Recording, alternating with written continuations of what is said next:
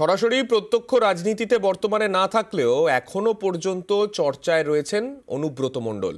কুণালের কেষ্ট কথা, বীরভূমে আবার নকুলদানা চড়াম চড়াম। অনুমতি পেলে রেজাল্টের দিন ডিজে বাজানোর বার্তা। রবীন্দ্রসঙ্গীতের বদলে ডিজে বাজানোর কথা কুণালের মুখে।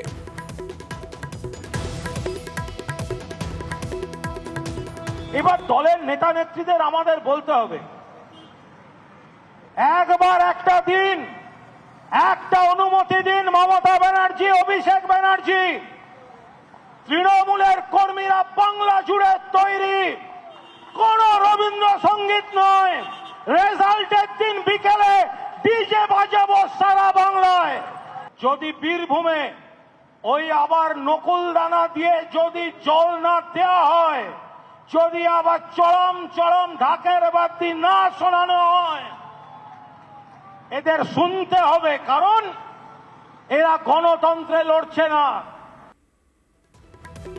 বিরোধী শূন্য করার রাজনীতি তৃণমূলের, তোপ শ্রমিক ভট্টাচার্যের। অনুব্রতের পথেই চলবে তৃণমূল, নিশানা বিজেপি মুখপাত্রের।